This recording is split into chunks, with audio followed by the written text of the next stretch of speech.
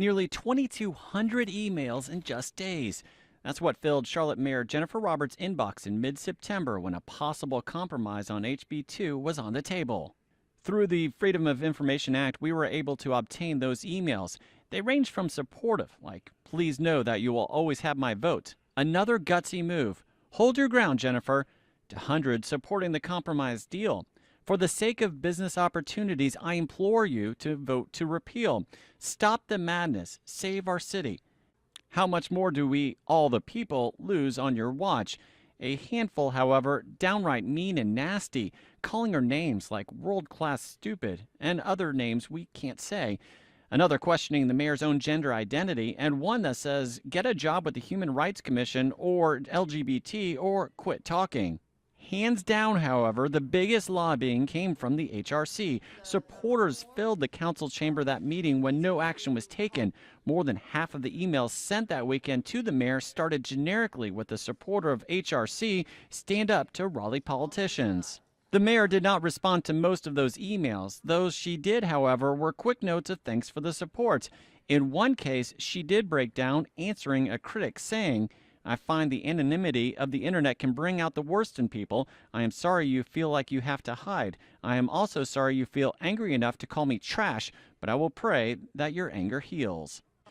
The mayor said no to compromise, and the council didn't have enough votes, meaning the deal was dead. In Charlotte, Shawn Flynn, Time Warner Cable News. That is a pretty cool picture. One picture. Anytime I see that picture, it kind of hits you a little bit. So much meaning. I think of the innocence that was taken away. Taken 1 month after September 11th. It's a sign of our innocence lost, and that from that point on, terrorism was going to be a part of our daily lives, whether we liked it or not. The young model, Courtney Walker, niece of New York firefighter Stephen Coakley. Stephen Coakley was my brother. He was a fireman that was killed on 9/11 up in New York. The picture snapped at Charlotte Fire Station 32, a way to bring home the tragedy. At the time, I had 3 daughters, and we tried it with all of them. And the helmet was pretty heavy for their little heads, but he got this one shot, and it was incredible. I mean, it definitely brings more of a connection for me to it. Like, people know about Here's Courtney, 15 years later. I actually know more details about it. Like, I know the significance of it. As a way to remember 9/11 and raise money for the firefighter Stephen Coakley Foundation, Courtney donned the flag and helmet one more time. It was weird. I mean, it was kind of small. It's been 15 years to it's showing the growth from me, as in 15 years, as in all the time that's gone by between 9/11 and now. Retired Charlotte fire captain turned photographer Jim Dedman took the updated picture. It kind of just says to you, hey, do you remember me? And I think that's the whole point of this, is not to forget what took place there. And do you remember where you were when you were her age? And look at where you are now. For Walker, she'll never forget. Here's my brother's helmet that he was wearing on the day.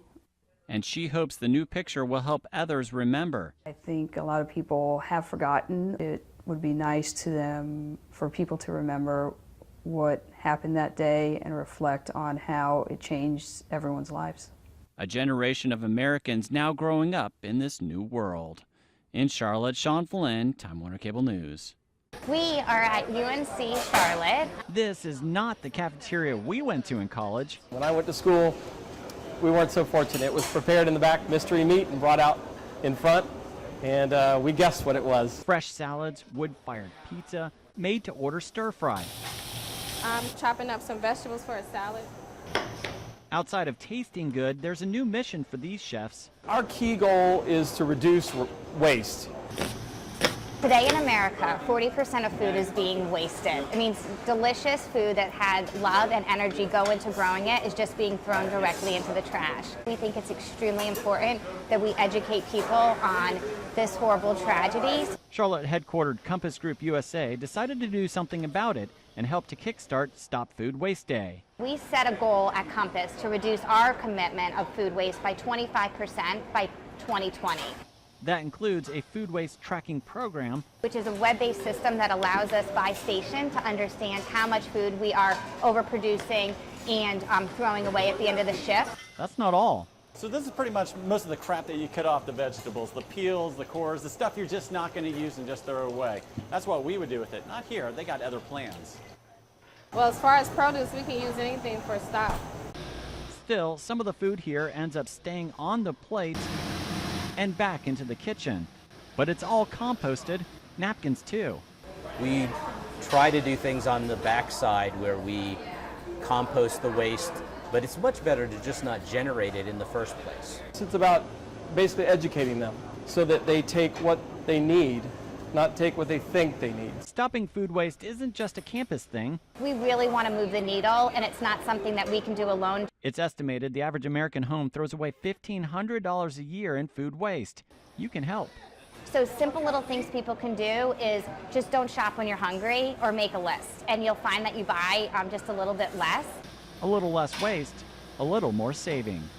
In Charlotte, Shawn Flynn, Spectrum News. Deborah Blanknees delivered the mail for a long time.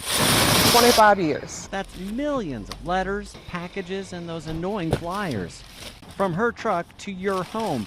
Despite all those years on the job, last December, this mail carrier experienced a first, a dog attack. I was on my walking part of my route, walking to the next house, and it was a vacant house that I came from, and the dog came up and snipped me from the back.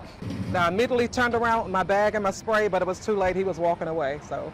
The number of postal carriers bitten across the country is up, but here in Charlotte it's up 50%. They don't exactly know why, but one possible trend is the increased number of packages that are going to your doorsteps. Every person in America is a customer, and we deliver mail to everybody. Dogs attacked nearly 6,800 mail carriers last year, 33 in Charlotte. The Postal Service is asking for your help. Carrier is at a door. We ask that you put the dog in another room, close the door. Each carrier is armed to stop an attack. Yes, we always have to carry our satchel and our dog spray.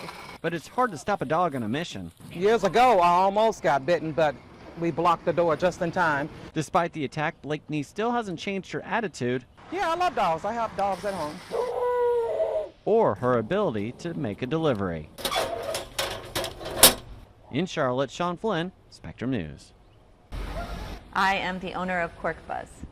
Well, I split my time in Charlotte and New York City because I love Charlotte as a city, just an up-and-coming city that's perfect for expansion. It's our first location outside of New York City. Meet Laura Manick, owner and master wine taster. So as female master sommelier, there's 32 of us in the world. A good wine is a balance of all things. It has a good amount of fruit, has a good amount of earth, good texture, good body. It's really the harmony of all the individual parts that makes a great wine. This wine know-it-all knows not everyone is. I know, I feel bad about that because intimidation is one of the reasons why people don't drink wine and order wine. It doesn't have to be intimidating, really doesn't. It's just grape juice, fermented. That's one reason she's opening up a new shop. We are opening the cellar at Quirk Buzz. A bar and retail store to help all wine lovers, from connoisseurs to weekend warriors. Most people don't have an understanding of what they like and what they don't like. Here you can sip and chat with an expert to help figure out what you like. And it's a cheat sheet for guests to know their personal profile, which is really the only thing that matters in wine. It's not what everybody else likes, it's what you like that matters. And Manick's confident Charlotte will choose the bottle. It's going to be a wine city. Over a can of beer. Because I'm going to make sure of it. One glass at a time. In South Park, Shawn Flynn, Time Warner Cable News.